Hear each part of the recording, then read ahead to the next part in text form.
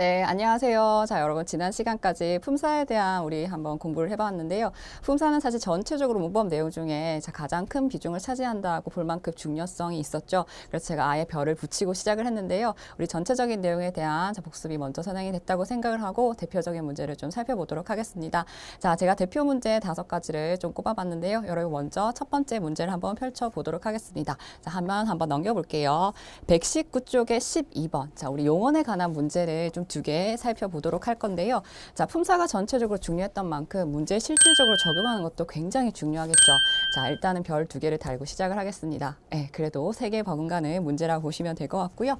자, 12번 문제요. 문제 먼저 보자고 말씀을 드렸죠. 자, 밑줄 친 부분 중 보조 용언이 결합되지 않은 것은, 자, 다음 중 품사가 같은 것은, 단어의 종류와 같은 것은 하고 굉장히 막연하게 문제를 내줄 수도 있는데 이렇게 보조 용언이라고 콕 찍어서 얘기를 해줬어요. 그리고 밑줄이 있으니까 여러분 용언에 대한 동사 형용사에 대한 개념 떠올려 보시고 보조 용언이라고 하니까 본용언 보조 용언의 관계를 좁혀서 생각하고 문제를 풀어 보셔야겠죠. 근데 밑줄 친 부분 중 보조 용언이 결합되지 않은 것은, 그 말은 우리가 이제 이렇게 풀이 형태가 바뀌는 말이 나란히 나왔을 때 중심적인 의미를 가지고 있는 것에 대해서 보충해주는 용어를 보조 용언이라고 했었잖아요. 그래서 보충적인 의미를 가지고 있지 않은 용어는 이런 말로 생각하시고 푸시면 되겠습니다. 자, 여러분 이런 문제를 풀 때는 이제 문맥 전체 보셔야겠고요. 사실 이제 보조 용어는 앞에 있는 용언에 대한 추가 설명이기 때문에 그것을 독립적으로 썼을 때는 문장의 의미가 제대로 성립되지 않는 경향이 있습니다. 그래서 문장을 예를 들어 1번 선택지 볼게요. 창문 너머로 날이 밝다 또는 창문 너머로 날이 온다, 이런 식으로 찢어서 2문장을 만들어 보자는 거죠. 자, 날이 밝다는 괜찮은데 날이 온다라고 하는 거는 말이 좀 어색해지죠. 그러니까 밝다라는 게 어떻게 진행되는지 요걸 보충해주는 보조용언의 결합이라는 겁니다. 자, 그래서 1번은 밝아온다 할 때 온다가 보조용언이 되겠고 밝다가 이제 본용언이라 보시면 되겠죠. 자, 2번 선택지도 마찬가지. 동생이 내 과자를 먹었다 또는 버렸다. 만약에 버렸다, 과자를 버렸다고 하면 이건 의미가 완전히 달라지는 거죠. 먹는다는 것에 대해서 이제 완료됐다는 의미를 추가해 주는 거지, 이렇게 같이 나란히 썼을 때와 찢어 썼을 때 의미가 또 달라집니다. 자, 요것은 이제 보조 용언으로 쓰임이지 본 용언 진짜 버리다라는 의미가 아니라는 겁니다. 자, 3번 선택지를 보니까 우체국에 들러 선배의 편지를 붙여주었다입니다. 또 찢어볼게요. 편지를 붙이다, 보내다 의미죠. 편지를 주었다. 우편으로 보내는 것과 직접 얼굴 보고 주는 거, 이것도 의미가 달라집니다. 그러니까 보내줬다라는 완료의 의미로 이것도 보조용언이 실현됐다고 보시면 되겠고요. 자, 4번 선택지. 그는 환갑이 지났지만 40대처럼 젊다 또는 40대처럼 보인다. 자, 2개로 찢어도 원래 젊어 보인다라고 하는 것과 의미의 어떤 연장선상이 다르지 않죠. 각각으로 써도 독립적인 의미 자격을 또 가질 수가 있겠습니다. 그래서 이럴 때는 여러분 조금 헷갈리신다 하더라도 선택지의 의미 관계를 생각해서 좀 따로 뗐을 때 독립적인 의미가 원래 전달하고자 같이 결합되었을 때 원래 전달하고자 하는 의미와 다르지 않은가, 이걸 좀 생각해 주시고 독립성이 있으면 본용언 보조용언의 본용언 보조용언 관계가 아니라 본용언 본용언 이런 관계일 수 있다는 거죠. 그래서 정답을 4번 선택지로 보시고요. 문제 성격에 따라서 어떤 식으로 접근해야 될 건가 이렇게 좀 연습하시면 좋겠습니다. 그래서 해설지에서 제가 지금 설명드린 것 좀 자세하게 또 문장으로 풀어졌으니까 한번 또 흐름 따라 정리해 보시면 좋겠고요. 자, 이제 2번째 127쪽으로 넘어갈게요. 용언에 해당하는 문제를 좀 단독적으로 먼저 살펴본다고 생각하시면 될 것 같고요. 자, 제가 품사 말씀드릴 때도 용언과 조사에 대해서는 이렇게 좀 단독적인 문제가 나온다고 말씀을 드렸죠. 자, 127쪽 조금 더 넘겨야 되네요. 자, 넘겨보시면 자, 28번 문제입니다. 자, 보기를 제시했습니다. 자, 보기형 문제가 있을 때는 좀 문제를 읽는 시간이 걸린다고 생각하시면 되겠고요. 보기에 밑줄 친 동사의 어미 활용. 그러니까 용언일 때는 여러분 방금처럼 본용언, 보조용언 관계, 그 다음에 활용적인 측면, 동사, 형용사 자체의 구분, 뭐 이런 것들이 이제 문제가 될 수 있다는 거죠. 어미의 활용 양상. 자, 근데 우리 규칙 활용과 불규칙 활용 생각나시나요? 규칙 활용은 이제 일반적으로 어간과 어미 형태의 고정적인 것과 의탈락과 리을탈락이 이제 규칙 활용이었고요. 그 나머지 크게 3가지. 어간 불규칙, 어미 불규칙, 어간 어미 불규칙. 자, 이거 떠오르셔야 됩니다. 안 떠오르시면 이제 페이지 앞에 넘겨서 찾아보셔야 됩니다. 자, 이렇게 먼저 펼쳐드린 문제 또 정지해놓고 풀고 이제 저랑 같이 하셔도 되겠고요. 자, 그럼 보기를 볼게요. 우리는 어머니를 도와서라고 했는데요. 자, 이렇게 형태가 바뀌는 말은 항상 기본 형태를 생각하셔야 돼요. 문맥의 의미를 생각하면 돕다에서 온 거죠. 자, 아서 결합됐습니다. 돕아서 이렇게 쓰지 않고 도와서가 된 것은 비읍이 O로 불규칙하게 바뀐 거죠. 이렇게 비읍 불규칙 용언, 간 불규칙이죠. 그걸 찾으라라는 건데요. 자, 1번 선택지를 보니까 손목을 잡다. 자, 뒤에 모음 한번 연결해 보세요. 자, 잡다라는 기본 형태에서 여긴 잡고가 나왔는데 R을 연결해 보니까 잡아 그냥 문자 그대로 쓰죠.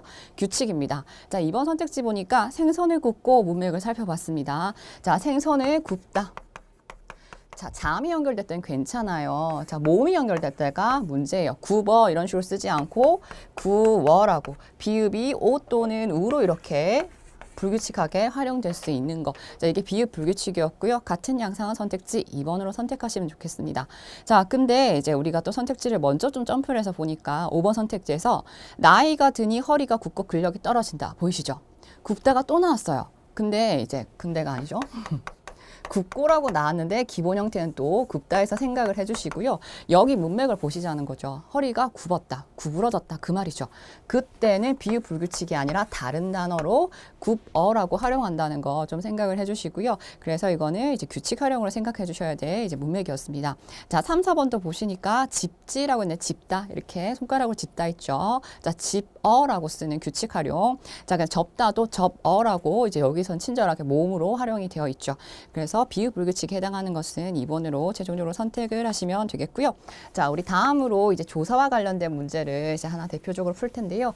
자, 올해도 대표적으로 조사, 특히 보조사의 뜻을 좀 보조사의 뜻까지라고 얘기를 하면 명확하게 떨어진 뜻이라기보다는 좀 문장 안에 환경을 생각해서 어떤 문법적인 뜻을 더하는지 막 이런 걸 좀 보셔야 되거든요. 근데 이제 올해 출제 문제는 이제 그 뜻을 제시해주고 그냥 그 문맥에 따라 읽어보셨으면 됐을 거고요.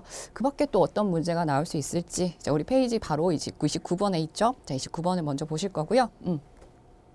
자, 밑줄 친 것 중 보조사인 것은 자, 우리 조사의 종류를 크게 격조사, 보조사, 접속조사. 보조사는 여러분들 문제 푸실 때마다 그 쓰임을 하나씩 추가를 해 가시는 겁니다. 종류가 굉장히 많거든요. 격조사는 1차적으로 먼저 암기를 해주셔야 된다라고 말씀을 드렸죠. 자, 그럼 1번부터 4번을 보니까요. 밑줄, 자, 문맥도 같이 볼게요. 자, 이 물건을 시장에서 사왔다. 에서, 에게 이런 거 붙으면 부사격으로 쉽게 눈에 띄으시죠. 격조사입니다. 장소를 나타낸 처소 부사격 이렇게도 얘기를 하죠. 자, 2번 개는 늑대와 비슷하게 생겼다. 이때 늑대와가 접속조사가 아니라 뭐 늑대와 개와 누구와 이렇게 연결해주는 자격이 아니잖아요. 그냥 개를 비슷하다라는 말을 이제 도와주는 형태로 개는 뭐랑 비슷한데 뭐와 비슷하게 생겼는데 늑대와하는 요런 부사어가 꼭 필요할 때 요런 와는 부사격 조사로 보셔야겠습니다. 비교격 이렇게도 생각을 할 수 있겠고요. 자, 비교의 부사격이다라고 생각하시면 되겠고요. 자, 3번 선택지도 그것은 할 일이 아니야. 뭐가 할 일이 아닌데 자, 이거 뭐 그것은 주어고 일이 이런 거 보호도 나왔네요. 되다 아니다 서술어니까 교사로서 이게 바로 아니다를 꾸며줄 수 있는 이제 부사어로 실현된 자, 자격을 나타내는 자, 로서라고 적혀 있죠. 부사격입니다. 자, 4번 선택지 우리 지난 시간에 제가 강조했던 게 지난 시간이 아니라 모든 지난 시간을 다 통틀어서요. 자, 우리 주격조사는 이가 깨서라고 말씀을 드렸죠. 특정한 경우는 에서가 실현될 때도 있지만 은는이 나왔을 때 격조사라고 생각하지 마시고요. 대조나 한정을 나타내주는 보조사인데 주어의 성격도 같이 가질 수 있다고 했습니다. 그래서 나는 할 때 이 는이 이제 보조사로 실현된 거. 자, 이와 같이 이제 보조사인지 아닌지 그걸 물어볼 수도 있겠고 각 보조사의 어떤 뜻 구분을 하는 정도의 이런 문제도 볼 수 있겠습니다. 자, 그래서 정답은 4번 선택지로 생각을 하시면 되겠고요. 자, 이제 두 문제 이제 제가 조금 더 꼽아봤는데요. 일단은 이렇게 이제 꼼꼼하게 한 부분에 대해서 낼 수도 있지만 전체 통합적인 문제도 자주 나오고 있다는 거. 그래서 통합형의 문제가 어떤 식으로 출제되는지 자, 130쪽에 30번 먼저 보도록 하겠습니다.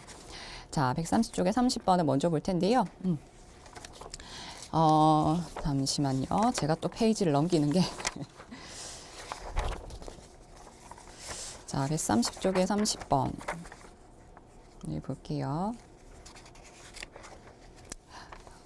제가 죄송해요. 이거는 페이지를 제가 조금 잘못 체크해 왔나 봐요. 130쪽에 30번은 실질 형태소, 우리 형태소 문제로 이미 풀었었던 거고요. 통합형 문제로 130쪽 맞네요. 130쪽에 36번 문제인데 예. 자, 36번 문제고요. 한번 살펴보도록 할게요.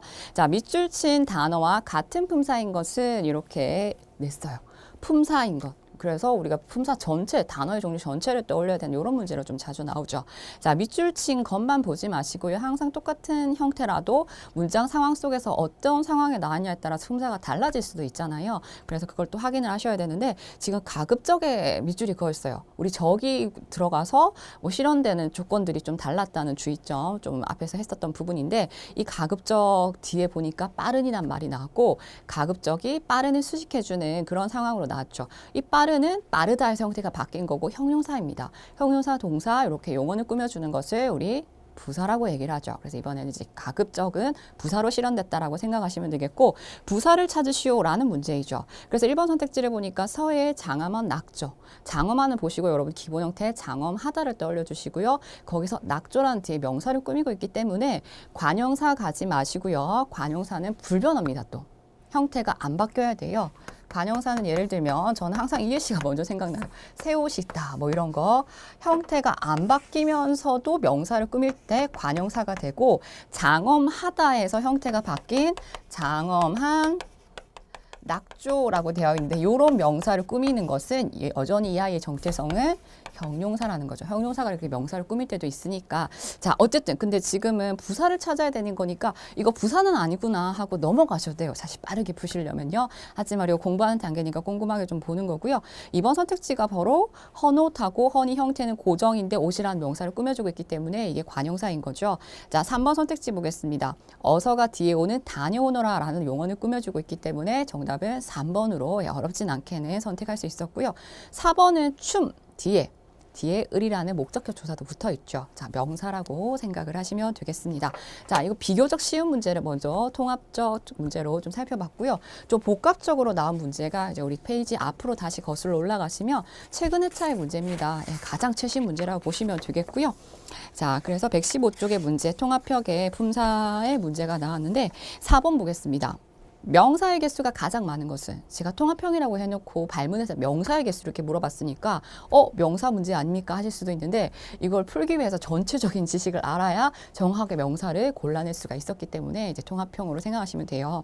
자, 앞에 문제들은 대부분 사실 또 밑줄을 줬잖아요. 그래서 범위가 한정되었었는데 이번엔 선택지에 문장을 그냥 통으로 줘놓고 이 단어를 전체적으로 분석해서 명사를 찾으라 라고 범주도 좀 크게 던져준 겁니다. 그래서 우리가 전체적으로 좀 생각을 해야 돼요. 그래서 오늘의 문제 중에서는 이 115번 문제를 난이도 상으로 나머지 문제들이 안 중요했다는 게 아니라 난이도 세상의 문제로 좀 살펴보시면 좋겠고 이 문제가 이제 올해 나왔다는 거인 거죠.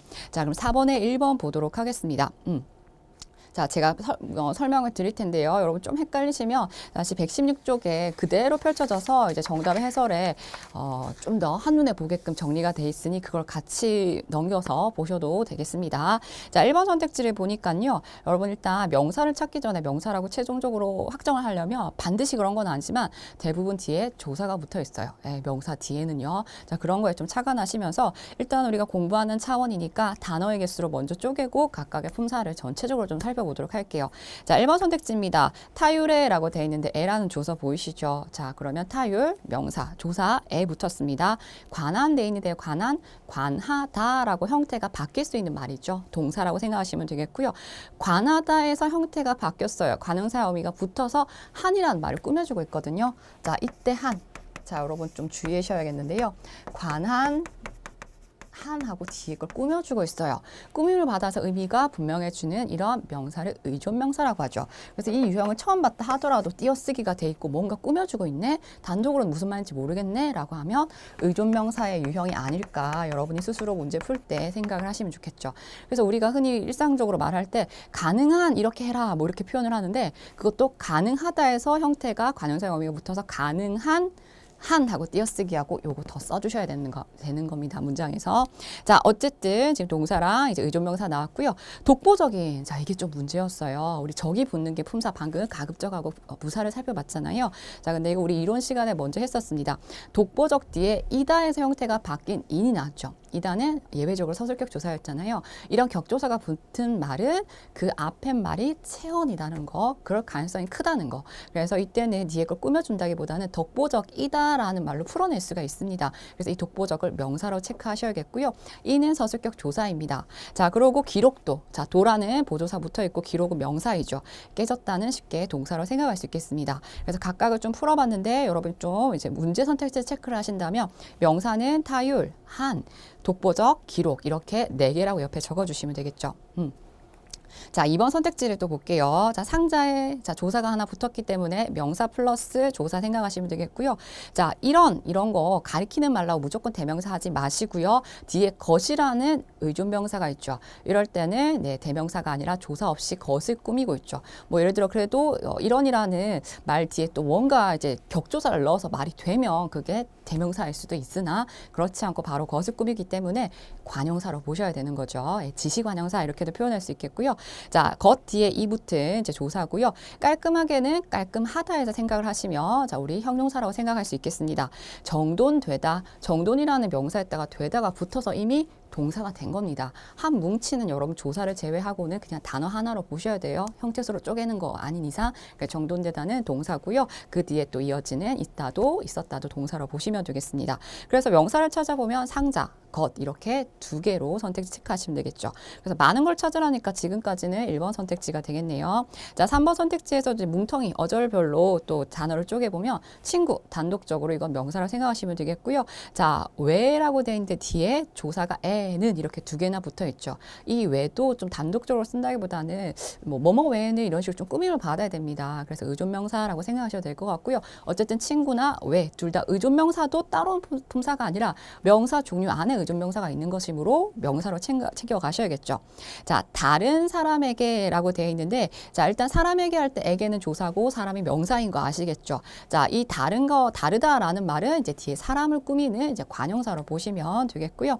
자, 그다음에 항상 자, 항상 나왔는데요. 항상이 명사인가 싶기도 하지만 못되게 군다라는 말을 뒤에 꾸미고 있어요. 그래서 형태 고정이면서 용어는 꾸미니까 자, 우리 이거 부사라고 생각하면 되겠죠. 자, 못되게 자, 이거 형용사 군다, 동사 뭐 이렇게 보시면 되겠습니다. 그래서 명사를 생각하면 이제 친구, 왜, 사람 이렇게 3가지로 생각하시면 되겠고요. 자, 마지막 4번 선택지. 아, 그럼 지금까지 1번이 제일 많이 나왔어요. 자, 저 모퉁이 할 때 단독으로 써 있고 저가 뒤에 오는 모퉁이라는 명사를 꾸며주고 있기 때문에 관형사, 모퉁이 명사, 에서라는 조사 붙었고요. 얼굴 명사인 거 바로 아시겠죠? 그 다음에 이 조사 붙었고요. 하얀을 생각하시고 하얗다를 형태가 바뀌는 말을 생각해야겠죠. 하얗다에서 이라는 걸 꾸며주기 위해서 관형사형 어미가 니은 붙으면서 히읗이 탈락했어요. 어쨌든 이거는 형용사라는 거 생각하시면 되겠고요.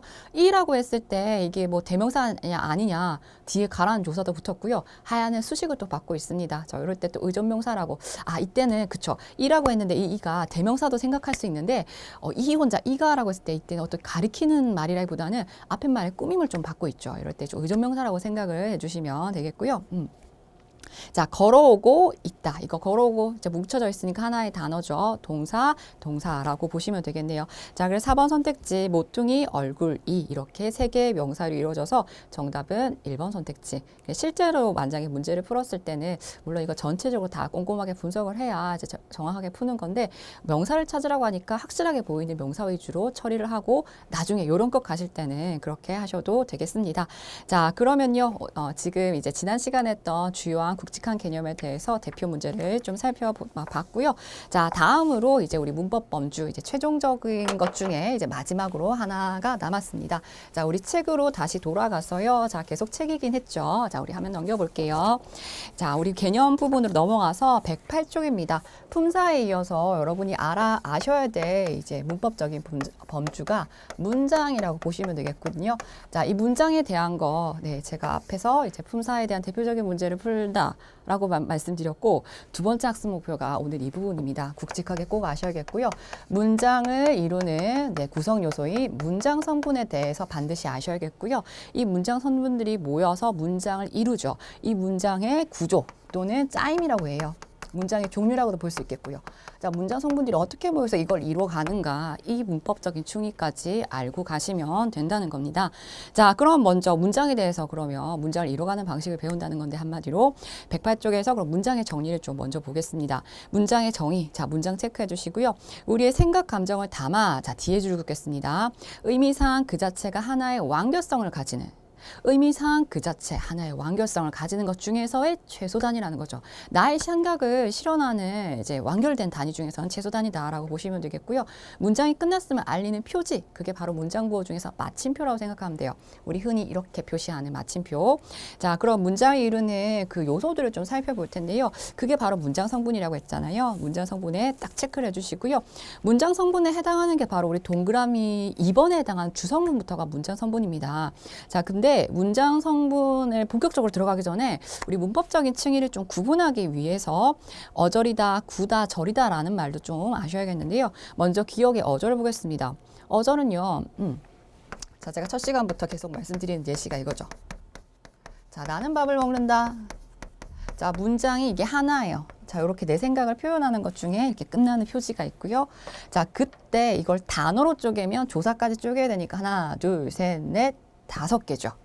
형태소로 가볼까요, 여러분? 좀 한지 오래됐죠? 문법적인 기능까지 다 쪼개는 게 형태소였어요. 하나, 둘, 셋, 넷, 5, 6, 7 이렇게 가는 거죠. 근데 문장 성분이라고 했을 때는 이런 뭉탱이, 자, 우리 문장을 이루는 뭉치별로 이제 역할을 살펴보는 건데 이 뭉치들을 어절이라고 하고 이 어절 단위가 문장 성분으로 쪼개지는 거다라고 분명하게 여러분 품사로 나눠야 될 때와 문장 성분을 나눠야 될 때 층위가 다르다는 거 생각을 해줄게요. 그래서 먼저 말씀을 드리면 문장에서 제일 중요한 게 사실 풀이해주는 말이거든요. 자, 풀이해주는, 설명해주는 말을 서술어라고 얘기할 거고요. 이 아이의 주체를 주어라고 얘기를 하죠. 서술어에 따라서 주어만 필요할 수도 있겠고요. 다른 이런 행위의 대상이 필요할 때도 있어요.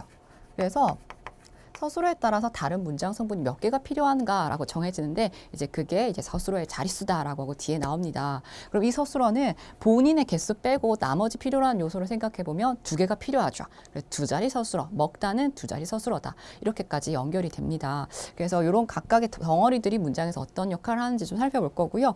자, 그러면 니은 볼게요. 니은 디귿을 좀 같이 묶어주시고요. 자, 또 문장의 덩어리를 좀 살펴보시면 자, 구라는 게 있고요. 자, 구라는 거랑 절이라는 게 있는데 구절은 둘 다 2어절 이상이에요. 2어절 이상의 문장 속에 포함된 어떤 뭉치들을 구와 절이라고 하는데 구는 주어와 서술어의 관계를 모두 갖추지 않은 부분을 구라고 해요.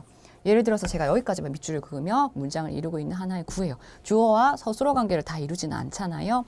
자, 근데 예를 들어서 자, 나는 밥을 먹고 열심히 달렸다.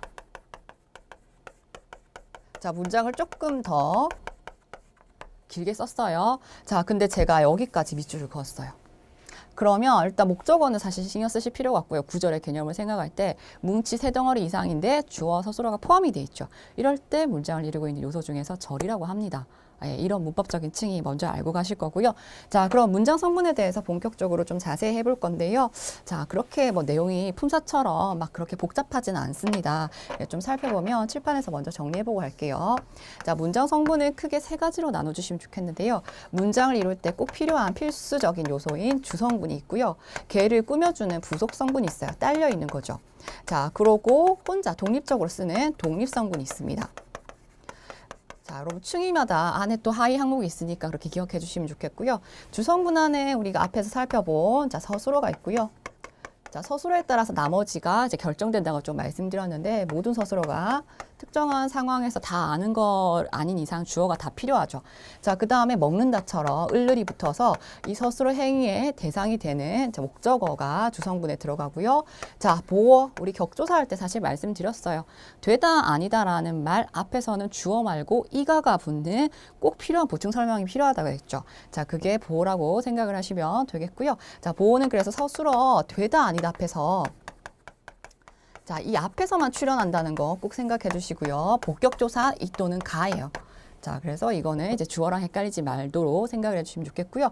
자, 부속 성분은 크게 2가지가 있습니다. 자, 부속 성분도 이제 우리 품사에서 관형사 이렇게 설명을 했는데 관형어는요, 주성분에 해당하는 주어와 목적어 보어 주로 자, 체연. 다른 말로 우리 품사 개념으로 얘기하면 또 품사 지금 문장 성분을 얘기하는데 품사의 개념까지 끌어와야지 문장 성분이 사실 제대로 이해가 되거든요.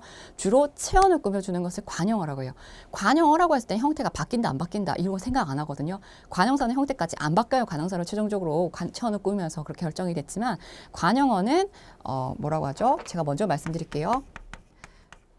작은 옷 이렇게 꾸민다라고 했을 때 이건 여전히 형용사잖아요. 품사로는요.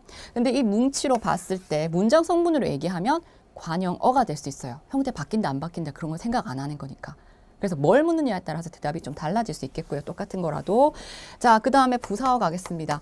부사어 마찬가지로 주로 서술어 꾸미고요. 주로 용언 꾸며요. 문장 전체를 꾸밀 수도 있고요. 자, 독립성분의 명칭만 달라집니다. 독립어라고 해서 우와 예쁘다 이렇게 독립적으로 쓴 거. 자, 요런 감탄뿐만이 아니라 뭐 예를 들어서 철수야. 자, 이 예시가 제일 많이 나오긴 하는데 사실 철수란 이름이 참 흔하지가 않더라고요. 네, 뭐 교과서나 이런 데서는 흔하게 나오는데 실제 살아가면서는 철수란 이름을 제가 한 번도 본 적은 없어서 자, 어쨌든 이 부분이 철수야 놀러 가자 뭐 이렇게 문장이 뒤에 나왔다고 하면 독립적인 자격을 써서 독립어예요. 근데 품사로 얘기를 하면 여러분 철수라는 명사에다가 혹격조사 야가 붙은 거죠. 그래서 품사로 쪼개라는 것과 문장 성분으로 쪼개라는 게 이렇게 달라질 수 있다는 거 다시 말씀을 드려요. 그래서 최종적으로 문장 성분은 여러분 7개라고 생각해 주시면 되겠고 국어의 품사는 총 9개, 구품사라고 생각을 하는 거죠. 그래서 문장 성분은 이렇게 끝나고 있고요. 품사는 최종적으로 사사사, 말씀사자, 말씀어자 이렇게 보시면 되겠습니다. 그래서 이제 전체적인 내용을 좀 살펴봤는데 108쪽에 그러면 주성분 네, 표시를 해주시고요. 주성분 안에 해당하는 거 기억, 주어 돼 있죠. 설명에서는 무엇이, 누가에 해당하는 거고요. 동작이나 상태, 주체 이거에 줄거주시면 되겠습니다. 자, 서술어는요. 주어의 움직임이나 성질 상태 여기에 체크를 해주시고요. 자, 조금 넘어가 보면 어떠하다. 자, 이건 형용사가 서술어가 되는 거고요. 어찌하다. 이 부분은 동사가 서술어가 되는 거고요. 무엇이다. 이 말은요. 나는 학생이다. 이런 경우예요. 자, 이런 경우에서 여러분 품사라고 생각하면 대명사, 조사, 명사, 서술격 조사이죠. 근데 문장 성분으로 이거 두댕이거든요.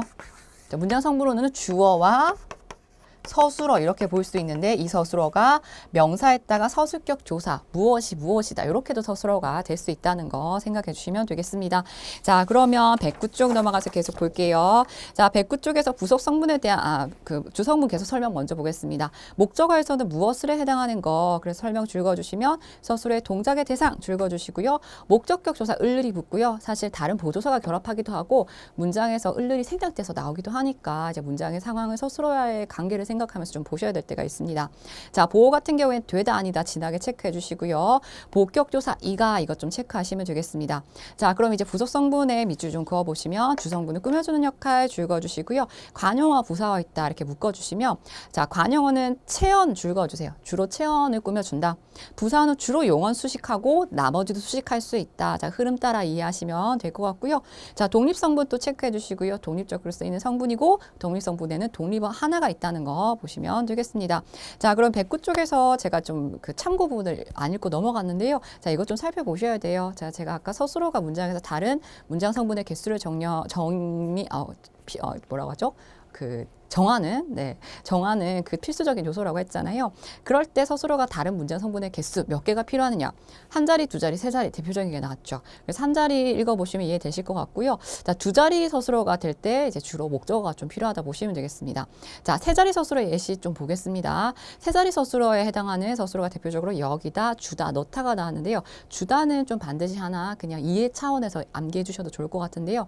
주다라는 서술어가 오면요. 누가 주체가 필요해요. 어머니가 나에게 누구한테 줬는지 정말 중요하죠. 그래서 부사어는 사실 이제 대부분 꾸며주는 요소라서 필수적인 요소는 아니잖아요. 부속 성분이니까. 하지만 이럴 때 주다와 같은 서술어에서는 누구한테 줬는지도 정말 중요하기 때문에 이럴 때는 필수 부사어 이렇게 부르기도 합니다. 그래서 서술어의 자릿수에 넣어야겠고요. 무엇을 줬는데 하는 목적어까지. 그래서 대표적인 세 자리 서술어예요. 근데 제가 문장을 예를 들어서 어머니가 나에게 용돈을 많이 주셨다라는 말, 많이라는 말을 하나 더 넣었어요. 많이도 부사가 될 수 있을 텐데 그럴 때는 서술어의 자릿수에 넣지 않으셔도 됩니다. 않으셔도 됩니다가 아니라 넣지 마셔야 되는 거죠. 많이는 꼭 필요한 건 아니니까요. 의미적으로요. 자, 그렇게 이제 문장 성분의 내용을 보시면 되겠고요. 자, 그럼 대표적인 문제, 문장 성분까지 보고 풀 수 있는 거 챙겨 가보겠습니다. 자, 여러분 126쪽을 한번 넘겨주시면 되겠고요. 자, 126쪽의 27번 문제입니다. 자, 126쪽 펴셨나요? 네. 저는 이제 수업을 하다 보면 숫자를 찾는 게 한 번씩 좀, 아니, 자주죠. 네. 헷갈린데, 네, 여러분 좀 찾아주세요. 자, 126쪽의, 자, 27번 문제입니다. 자, 밑줄치 문장 성분 중 하고 문장 성분이라고 발문이 이렇게 좁혀서 나오죠. 목적어가 아닌 것은, 자, 목적어만 처음부터 찾으려고 하지 마시고요. 서술어와의 관계를 좀 생각을 하겠습니다. 이런 모습 상상해 보셨나요? 상상하여 봤니? 라고 했는데 상상하다. 뭘 상상했지? 누가 무엇을 이런 거거든요. 근데 이 문장은 이런 모습, 이런 주체가 아니죠. 밑줄이. 자, 주어는 생략이 되어 있고요. 이런 모습할 때 모습을 하고 목적격 조사 을이 없지만 넣어봐도 말이 되죠. 자, 그럴 때 목적어라고 생각하시면 되겠습니다. 목적어 괜찮고요. 2번 선택지. 이 책은 아직까지 내가 읽은 적이 없대요. 자, 근데 여기서 보니까 문장의 의미적인 요소를 볼게요. 조금 정확하게 아시려면 뒷내용의 문장의 구조까지 공부를 하고 이 문제를 보면 좀 더 이해가 되실 건데 내가 읽었다라고 풀이할 수 있는 이제 주어 서술어와의 관계가 있는데 읽다라는 것은 반드시 목적어가 필요해요. 뭘 읽었는데 을을 붙은 말이 없는데 밑줄에서 이 책은이라고 보조사 은이 붙었죠. 이거를 이 자리에 격조사 을을 넣어보는 거죠. 이 책을 내가 읽은 적 해도 괜찮죠. 을을 넣었을 때는 그냥 목적어만 실현이 되는 건데 이 책은이라고 했을 때는 목적어의 역할도 하면서 한적, 딴 건 아니건데 이건 읽었다라는 의미가 좀 추가되죠. 그게 보조사의 역할입니다. 이럴 때 다른 보조사가 실현이 돼도 이제 목적어라 찾아주실 수 있으면 좋은 거죠. 이 책도라고 해도 목적어라 볼 수 있겠습니다. 자, 3번 선택지 보겠습니다. 정부는 이번 조치에서 세제 혜택만 강조했다. 강조하다라는 서술어죠. 뭘 강조했는데 보니까 목적어가 될 수 있을 만한 게 밑줄밖에 없어요. 세제 혜택만이라고 보조사가 실현되어 있지만 그게 한정된다라는 의미를 추가해 주지만 만을 제외하고 세제 혜택을 하고 격조사 넣으셔도 되겠죠. 자, 그럴 때 목적어라 생각하시면 되겠고요. 자, 4번 선택지. 나머지가 좀 헷갈렸다 하더라도 사실 밑줄 부분이 너무나 분명하게 이거 목적어는 아니야 라고 생각하실 수 있어서 4번은 좀 찾으실 수 있을 것 같고요. 시장과 군수는 관계 서류를 일반에게 공람시켜야 된다. 공람 누구한테나 보도록 해야 된다라는 건데 서류를 하고 밑줄 앞부분에 목적어가 들어가 있죠. 누구누구에게 라는 부사가 밑줄이 그어져 있기 때문에 정답을 4번으로 선택하시면 되겠습니다. 자, 이렇게 밑줄이 한정이 돼서 특정한 문장 성분을 찾으라 라고 하는 거는 이제 그나마 이제 뭐 격조사 아닌 거랑 헷갈리게는 표현이 되어 있지만 그래도 범위를 한정해줬다는 차원에서 우리가 좀 쉽게 풀 수 있게 접근할 수 있는 문제였고요. 자, 그럼 그 다음 층위로 좀 넘어가겠습니다. 자, 우리 다시 이론 부분에 설명을 하면 110쪽으로 넘어오셔야겠죠. 자, 좀 지우고 볼게요. 자, 드디어 이제 문장에 대한 마지막 문법적인 요소를 보신다라고 생각하시면 되겠는데, 자, 110쪽입니다. 자, 이 부분을 문장 구조라고 제가 표현을 했지만 짜임이다, 종류다 이렇게 같은 말로 보실 수도 있어요. 자, 보시면 그래서 문장의 종류를 크게 우리 책에서 혼문장과 곁문장으로 나눴죠. 자, 이런 문법적인 용어는 기억을 해두시는 게 좋겠습니다. 홑은 하나라는 거예요. 하나인데 뭐가 하나냐. 문장에서 이제 다른 문장 성분 다 생각하지 마시고요. 주어와 서술어의 관계만 생각해서 주어와 서술어, 문장 안에 포함된 주어와 서술어를 절이라고 했죠. 그 주어와 서술어가 한 번이면 혼문장, 주어와 서술어 세트로 2번 이상일 때 겹문장, 다른 말로 절 2개 이상 이렇게 볼 수 있는 거죠. 그래서 혹과 겹을 나눠놓고 보시고 여러분 일단 종류를 나눠라, 구조와 짜임을 밝혀라 하는데 또 예감하다시피 겹문장이 복잡하겠구나 생각을 할 수 있겠죠. 자, 혼문장을 보니까 예를 볼게요. 하늘이 푸르다, 주어 서술어. 하늘이 매우 푸르다라고 해도 주어 서술 한 번이니까 혼문장. 내 소원은 조선의 독립이다 라고 해서 꾸미는 말, 나의 이걸 줄여서 내거든요. 나의 조선에 이런 관용어가 들어갔지만 소원은 독립이다 라는 주어 서술어가 한 번씩이므로 자, 이 부분도 혼문장이라 보시면 되겠습니다. 수식하는 말은 이제 생각할 필요가 없고요. 문장의 구조에서는요. 자, 그럼 겹문장 설명을 다시 한번 읽으셨나요? 주어와 서술어의 관계가 2번 이상.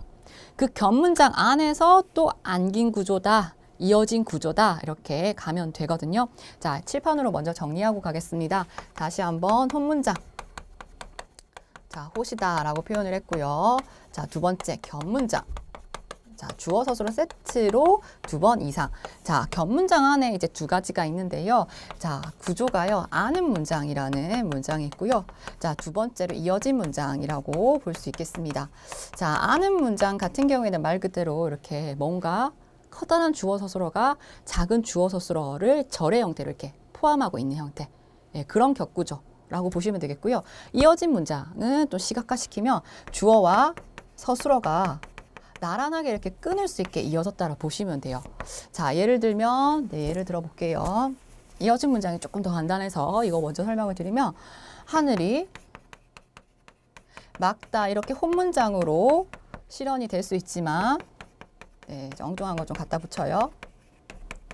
자, 이렇게 두 문장이에요. 사실 마침표 이렇게 있으면. 근데 이거 하나의 문장으로 제가 만들기 위해서 종결 어미의 다를 연결형 어미의 고로 실현을 해서 쉼표를 찍고 뒤에 이렇게 한 문장을 갖다 붙인 거죠. 이럴 때 주어와 서술어의 관계가 나란하게 이어져 있다라고 보시면 되겠습니다. 자, 근데 이게 아니라 아는 문장 같은 경우에는 주어와 서술어의 관계를 포함하고 있다라고 말씀을 드렸잖아요.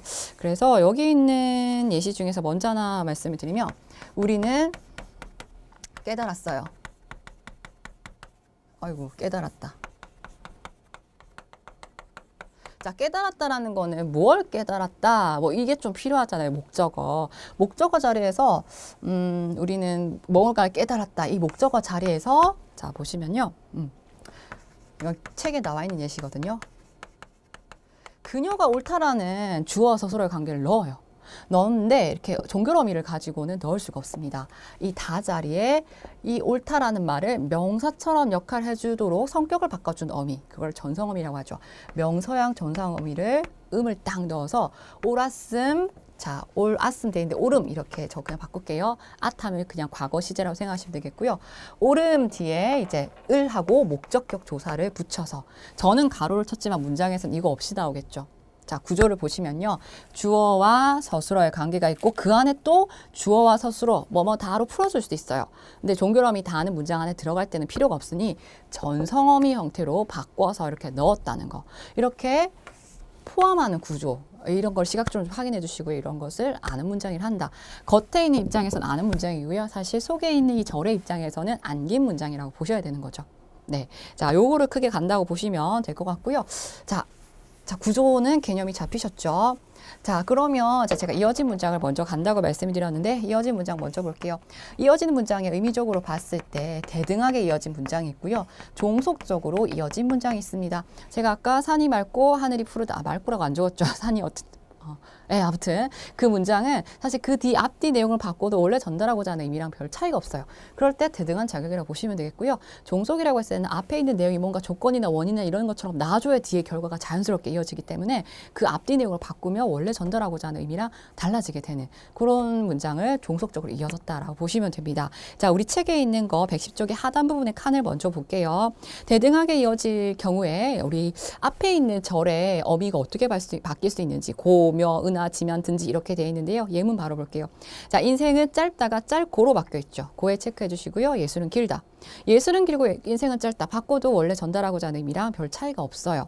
자, 뒷문장도 비가 오다가 오지만으로 바뀌어 있죠. 자, 날씨가 춥지는 않다. 날씨가 춥지 않지만 비가 온다 해도 큰 상관이 없을 것 같아요. 대조적인 의미가 살아있는 거잖아요.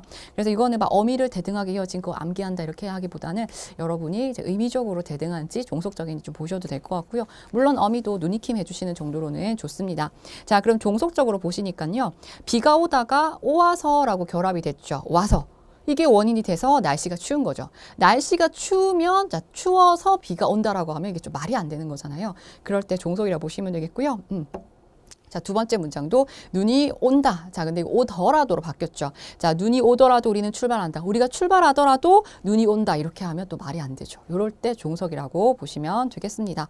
자, 그러면 여러분 이제 이어진 문장은 이 정도로 보시면 되는데 이제 안긴 문장에서 5가지 유형이 있어요. 자, 그래서 이거를 좀 자세하게 보셔야겠습니다. 자, 안긴 문장 유형이 이제 표가 나와 있죠. 자, 제가 이거는 계속 별을 떼지 않고 시작을 하긴 했는데요. 일단은 네, 그쵸. 이거 품사보다 그 다음 충의로 계속 별을 중요하고요. 제가 아까 문장 성분에서 별 하나 떼긴 했어야 되는데 지금 다 중요한 건 맞습니다. 자, 명사절 보겠습니다. 자, 아는 문장에서 먼저 자, 지금 여기다가 번호 달게요. 여러분 표에다가 딱 테두리. 지금 별 3개는 여기에 강조하고 싶어요. 자, 명사절이라는 건데 문장 안에 포함된 주어, 서술어, 절이 명사처럼 역할을 한다는 겁니다. 명사는 주로 문장 안에서 주어, 목적어, 보호 역할을 하는 거잖아요. 그래서 안겨있는 주어, 서술어 세트가 큰 문장 안에서 뭐 주어나 목적어, 보호 이런 역할을 주로 하게 됩니다. 자, 예를 보니까요. 이 일을 하다, 이 일은 하다 이렇게 풀어줄 수 있는 말을 한 문장 안에 넣기 위해서 하다에 기를 넣어서 뒤에 자 볼게요. 적어봐야겠네요. 하기가 쉽지 않다. 자, 이 문장의 의미적인 요소를 생각해보면 사실 이거 본용어 보조형 관계로 보시면 되는데 본용어 보조형 관계는 그냥 서술 하나로 생각하시면 됩니다. 이 서술의 주체가 뭐냐면요. 의미적으로 생각해보세요. 주격조사가 여기 붙어 있어요. 이 일을 하기가 이게 주어고 이게 서술형 관계죠. 주어를 보니까 근데 이 일을 하다라고 풀어줄 수 있는데 한 문장 안에 들어가기 위해서 다의 종결어미 안에 기라는 명사의 역할을 할 수 있는 전성어미가 들어가서 문장 속에 절로 포함되게 됐다는 거죠. 네, 그래서 이걸 명사절이라고 해요. 이 명사절은 이 서술의 주체, 주어 역할을 한다.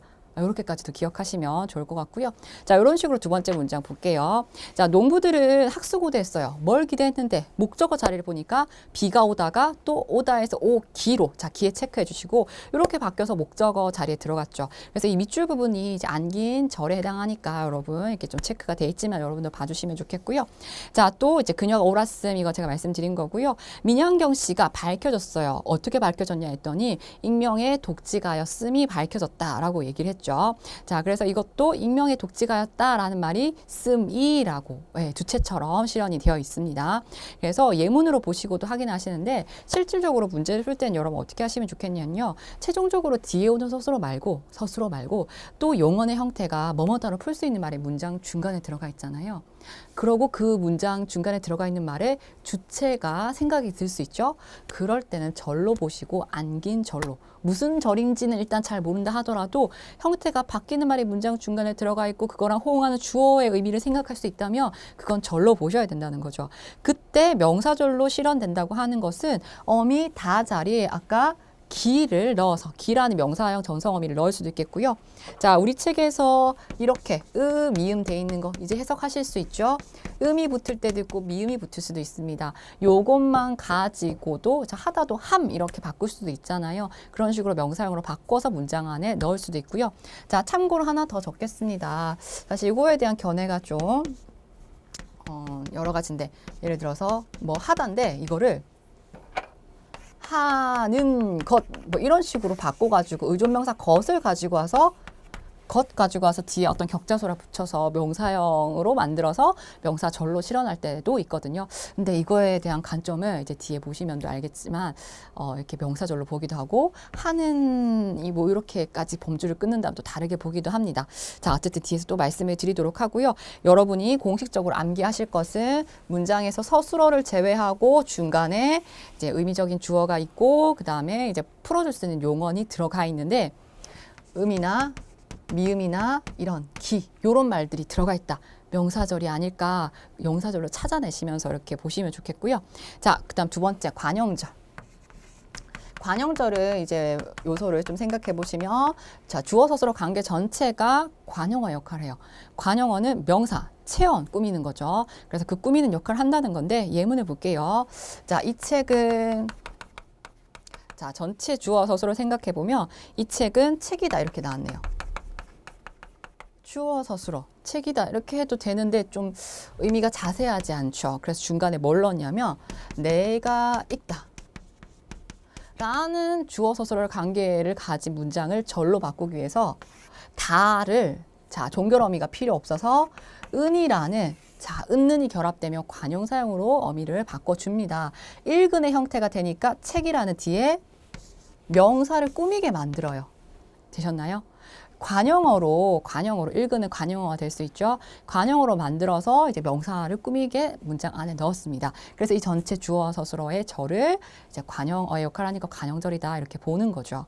자, 예시 계속 보겠습니다. 자, 두 번째 예문 보니까 아이들이 놀다 가다가 자, 가다에 니은 붙었어요. 니은 붙어서 다 빼고 니은 넣어서 뒤에 오는 잘이라는 명사를 꾸미고 있고요. 자, 마찬가지로 밑줄. 내가 오늘 보다가 영화를 꾸미고 있죠. 명사. 자, 그래서 관형절로 안기려면 자, 우리 공식처럼 안기하셔야 할게.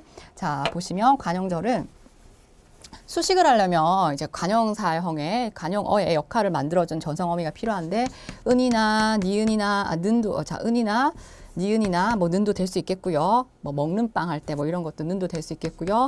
그다음에 리을이나 뭐 던이나 요런 말들이 붙어서 뒤에 걸 꾸밉니다. 자, 요런 형태들이 좀 다 유사하죠. 좀 누니킴 해놓으시고 서술어를 제외하고 이렇게 바뀌는 형태가 들어가서 의미적인 주어를 생각할 수 있느냐. 그랬을 때 또 관형절로 들어갔다라고 보시면 되겠고요. 제가 아까 했던 이 부분 있잖아요. 하는 거. 의존명사를 가지고 와서 이 아이의 입장에서 보면 이제 명사절을 안겼다라고 볼 수도 있겠고 하다에서 는이 들어가서 이걸 꾸민다라고 보면 또 관형절로 볼 수도 있습니다. 요거는 그냥 참고로만 생각해 주시고요. 자, 세 번째 넘어갈게요. 부사절로 만들어줄 수 있는 자, 공식적인 부사절로 만들 수 있는 공식적인 기호 같은 것으로 이제 이것부터 보겠습니다. 여러분 기억할 거. 이, 개, 도록 이렇게 우리 책에 나왔죠. 듯이, 뭐 수록 이런 것도 그런데요. 자, 예문 바로 볼게요. 소리도 없다라는 말이요.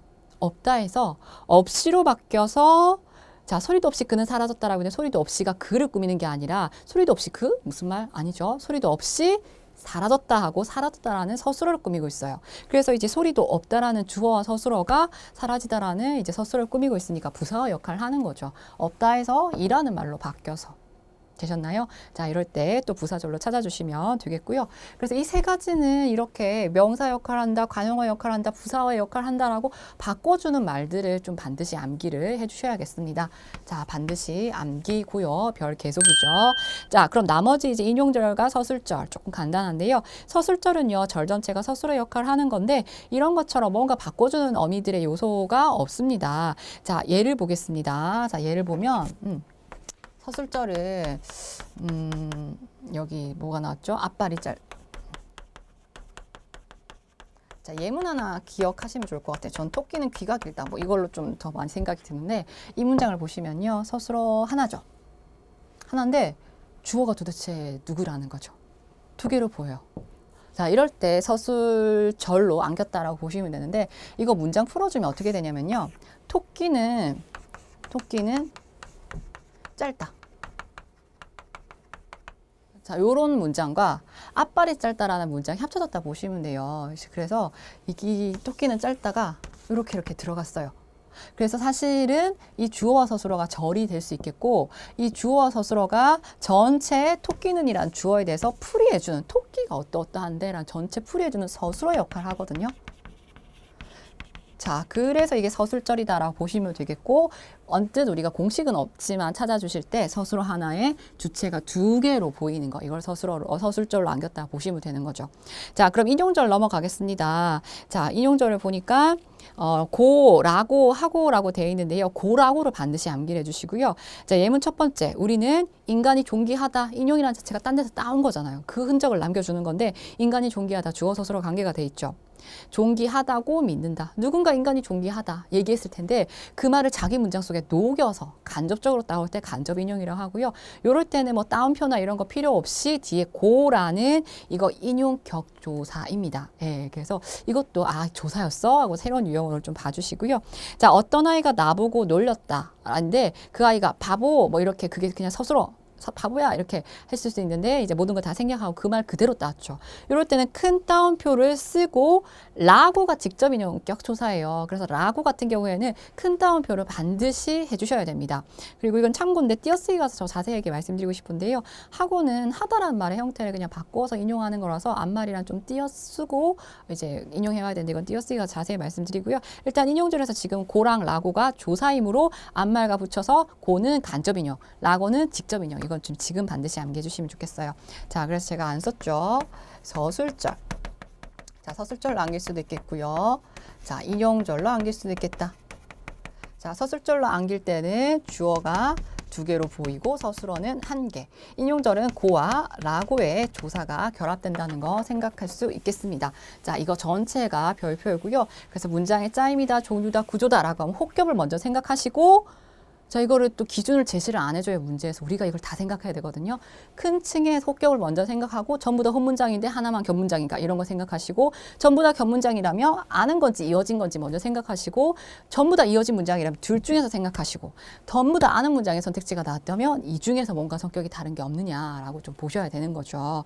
자, 최근 문제가 근데 이제 서울시 문제에서 이런 것들이 일단 밑줄 친 게 뭐 예를 들어 명사절이냐 관형절이냐 이것만 알면 되었다면, 지금은 이제 과정 중에 이걸 찾아내는 식으로까지 이제 물어보고 있으니 여러분이 단순 암기를 하자면 이것만 하면 되겠지만 개념에 대한 이해도 하셔야 되겠습니다. 자, 그러면 이것과 관련된 대표적인 문제 마지막으로 풀어보려고 하는데요. 자, 우리 책 114쪽 넘어가시면 됩니다. 자, 114쪽의 개념을 보시면 이제 대표적으로 이게 어떤 문제식으로 나왔는지 확인하실 수 있을 텐데, 자, 최근 기출 문제입니다. 자, 114쪽의 2번 문제 보도록 할게요. 자, 문장의 구도는 당연히 이제 문장 성분에 대한 사실 이해가 없다면 제대로 좀 이해가 할 수가 없었던 부분이죠. 자, 2번 문제를 대표 유형 문제를 살펴볼 텐데, 자, 발문 보겠습니다. 안긴 문장이 주성분으로, 안긴 문장이라고 하니까 문장의 구조 알아야겠고요. 주성분이라고 하니까 문장 성분의 층이까지 다 묶고 있는 복합적인 문제라고 보시면 되겠습니다. 자, 그러면 안긴 문장이라고 하니까 안겨 있는 절을 찾으셔야겠죠. 네, 앞에서 우리 책에서는 이제 밑줄로 이렇게 우리가 연습은 할 수 있었지만 이렇게 밑줄 없이 우리가 찾아야 될 때가 더 많다는 거 생각할 수 있겠습니다. 그 학교는 교정이 넓다. 자, 보시면 1번 한번 써볼게요. 자, 우리 서술어 먼저 좀 찾아주시고요. 서술어 한번 찾았어요. 뭐가 넓은데 라고 생각을 할 수 있고, 네, 제가 암기 문장 찾을 때는 서술어 말고 문장 중간에 용언의 형태가 막 바뀌어 있는 게 들어가 있는 게 없나 보니까 형태가 다 고정적인 거잖아요. 주어를 지금 찾아야겠죠. 주어가 이거 같기도 하고 요거 같기도 하고, 그쵸? 서술어 하나에 주어가 두 개일 때, 자, 보시면 서술절로 안긴 거 생각하시자고 했죠. 그래서 요거 전체가 이 주어에 대한 다 풀이해주는 말이죠. 꾸며주는 예능 생각하실 필요 없어요. 문장의 구조에서는요. 그래서 이거는 서술절로 안겨 있다라고 보시면 되겠고요. 자, 문제에서 주성분으로 쓰이지 않는 것은 있죠. 이 서술절, 서술어의 역할을 합니다. 주성분이 뭐라고요? 자, 주성분, 자, 암기 안 되셨으면 먼저 적고 시작할게요. 주어와 서술어, 목적어, 보어까지가 주성분이라 생각하시면 되겠고, 서술절은 서술의 역할이니까 주성분의 역할을 하는 거죠. 그래서 1번에 해당되지 않습니다. 자, 2번 선택지 보겠습니다. 네, 우리 측이 좋은 이유가 예시로 나와 있는 것 중에서 기출문제로 나와 있는 것들이 들어가 있으니까 그 유형들을 보시면 좀 좋겠죠. 자, 이건 아까 그대로 했던 거네요. 농부들은 비가 오기를 학수고대했다. 학수고대했다의 주체가 농부이고, 이게 중요하기도 하지만 학수고대 말고 또 뭐뭐 다로 풀 수 있는 말을 찾아보니까 오기가 보이죠. 비가 오다가 오기로 들어가 있습니다. 그래서 여러분이 안긴절을 생각해 보시면 이제 안긴절만 적을게요. 비가 오기 뒤에 를 이렇게 목적격 조사임을 나타내주고 있죠. 오다에서 기로 형태가 바뀌었어요. 자, 찾아보시면 명사절로 안긴 거죠. 명사절로 안겼는데 명사 이 말은 사실 이제 문장 성분의 역할, 주성분을 생각할 수 없잖아요. 이 명사의 역할을 하는 애가 뒤에 목적격 조사를 붙여서 목적어의 역할을 하는 거죠.